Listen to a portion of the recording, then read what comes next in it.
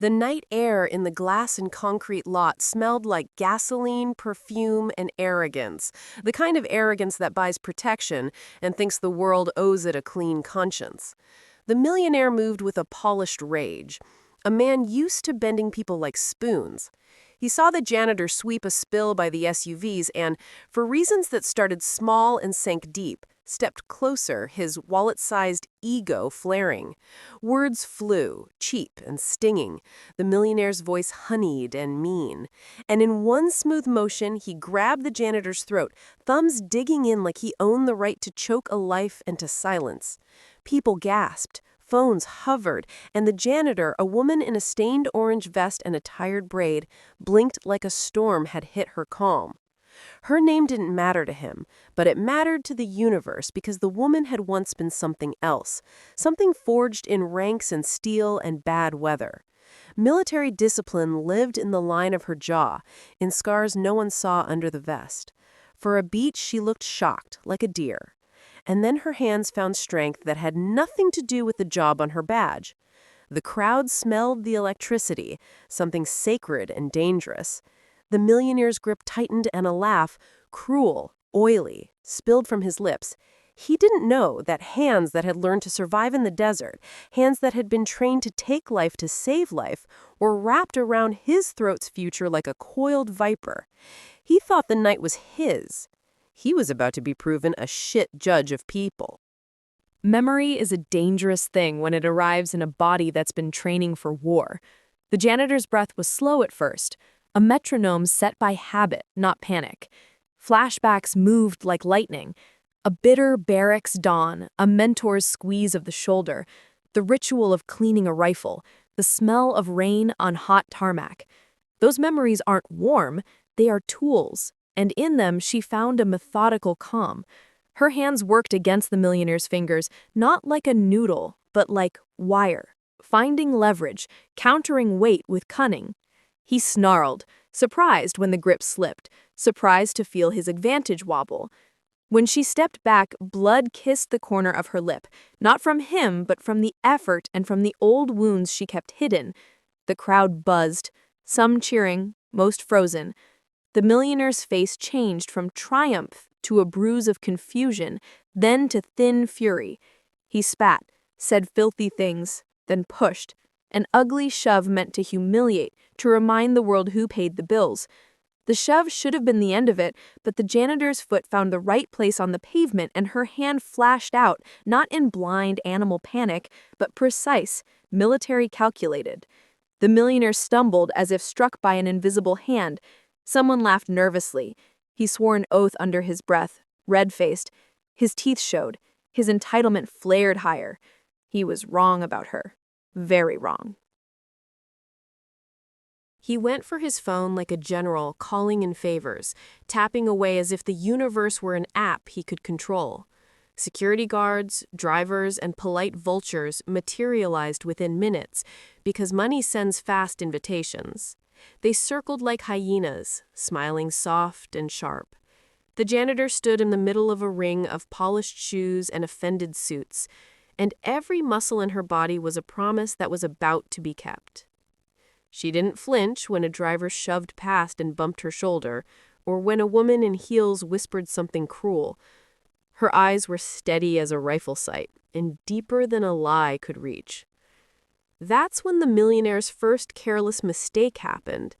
He mocked her publicly, used a slur to paint her job into shame, said her place was beneath the cars.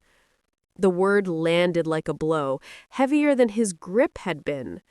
And something in the crowd shifted. Anger moved from flicker to bonfire. A teenager recorded with trembling fingers. A mother clutched her child and looked ashamed to live in a world where men thought arrogance was armor. The janitor felt every indignity double, not for herself, but because this was the thing that breaks people. Humiliation.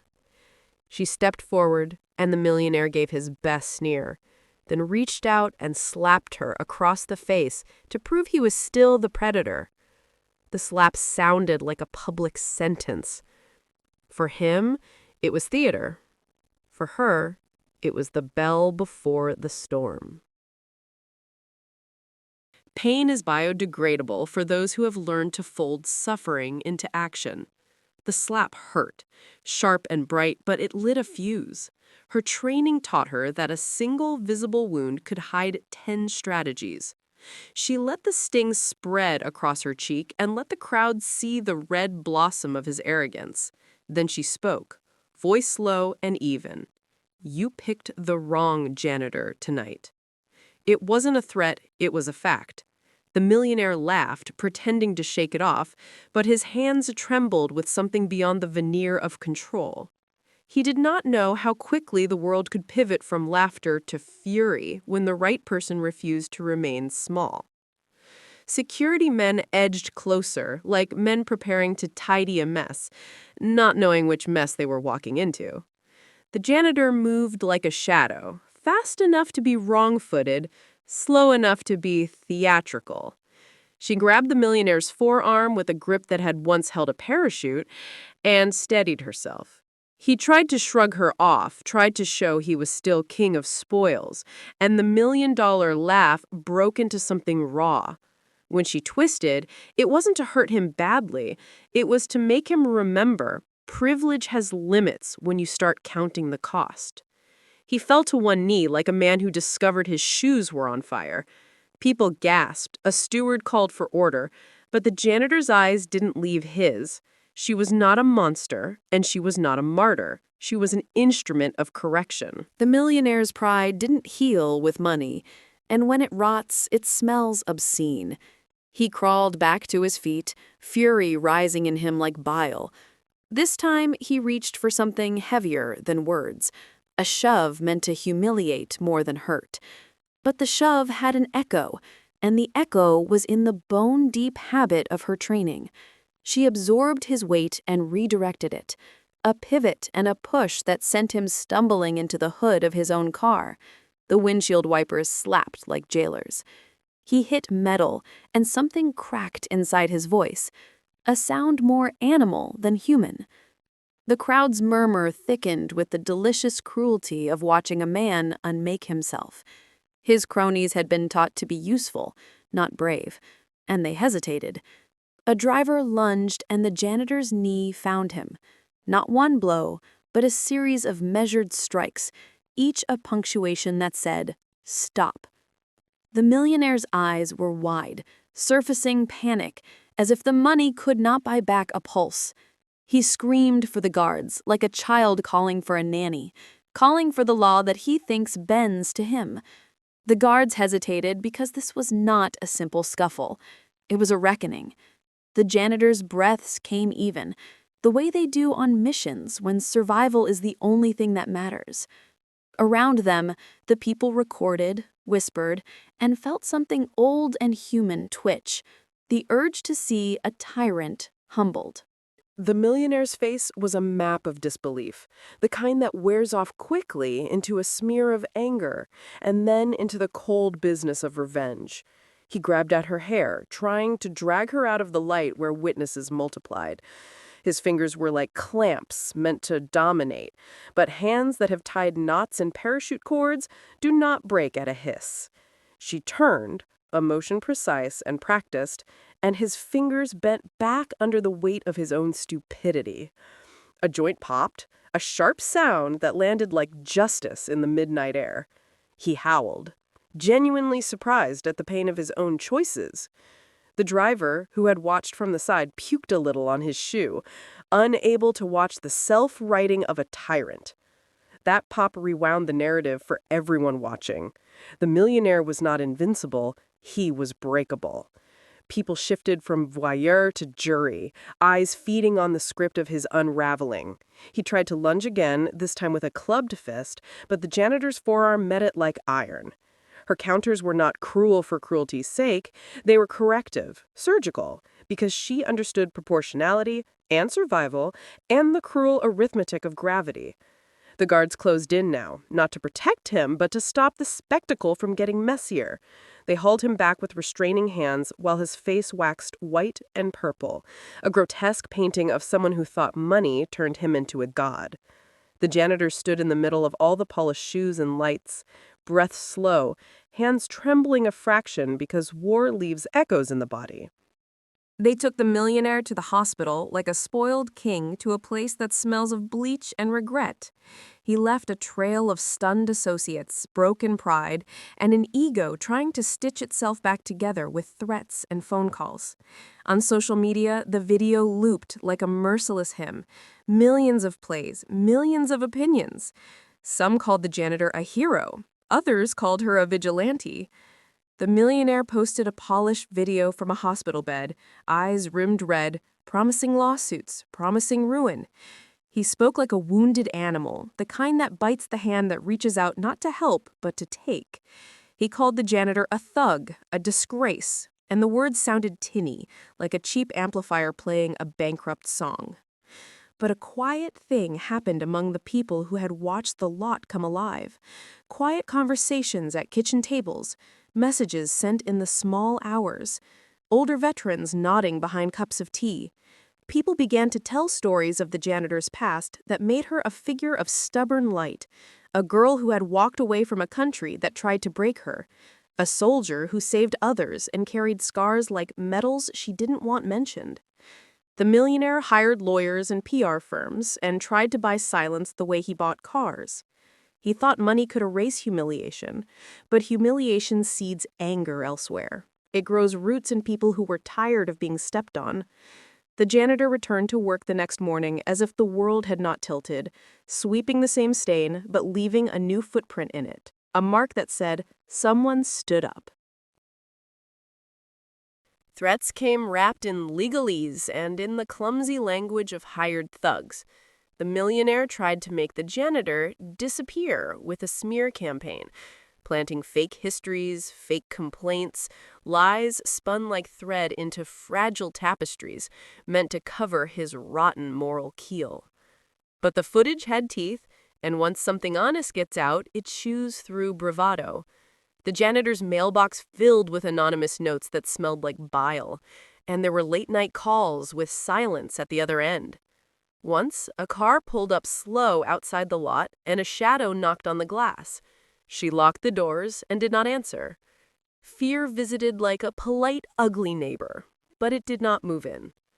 Because fear is boring to someone who has already slept under different skies. She trained herself to meet it, to check corners, to run routes in her head like a soldier rehearses exits. When the millionaire sent a package, flowers that smelled like money, and a note with a thin, stupid threat, she burned the note in the metal bin behind the building and watched it curl into nothing. Not because she was brave without fear, but because bravery is showing up anyway. The city hummed around her, indifferent yet strangely hopeful. People who once looked away now held doors open a little longer. Small kindnesses arrived. A cup of coffee left at the broom closet door, a used book, a message that said, "We saw." The millionaire kept spending, but there are currencies money cannot buy. Dignity, shame on the rich, and a crowd's memory. One afternoon, the millionaire returned, this time wearing a suit stitched with revenge and the hollow confidence of a man who thinks he can buy a narrative. He came with cameras, with a shiny tour of his charity, and a smile that was a knife disguised as generosity. He staged it well, walking the lot like a man marking territory, handing out coupons, a sick theatrical mercy that tasted like vinegar. He tried to humiliate her again publicly, making jokes meant to make the crowd laugh at her job, to remind everyone of the pecking order. But times had shifted. The crowd that had once watched now filmed, now murmured in solidarity. She stepped forward, and the millionaire lunged, a last theatrical move to reclaim dignity with violence. This time, she did not fight to humiliate. She fought to finish the lesson. In a motion cleaner than anger, she broke his wrist, and then another small bone in his forearm. Careful, precise, not to murder, but to make a message permanent. He screamed an animal scream that made corners of the lot look away. She did not shout triumph. She cleaned her hands on her vest as if sweeping dust off an old honor. There was no joy in it, only the satisfaction of rightness. He would never handle someone the way he had again, because the price had been loudly paid and recorded. The crowd roared like a single wave, part horror, part exultation. In the aftermath, the millionaire lay in a hospital bed, worse for wear. Rage morphed into a brittle, whimpering thing.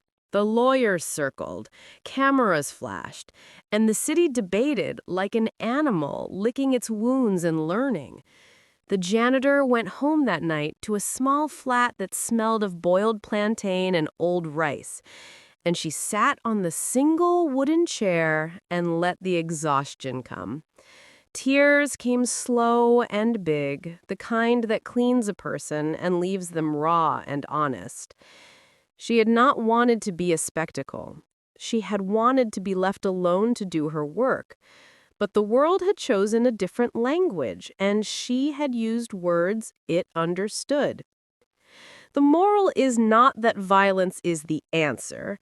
It is that dignity, applied with justice, recalibrates a rotten balance. People on corners told the story for weeks. Children drew the janitor as a heroine in crayons. And somewhere in a villa, a man counted his losses and learned the bitter arithmetic of cruelty. The lesson is simple and old. Do not mistake power for right.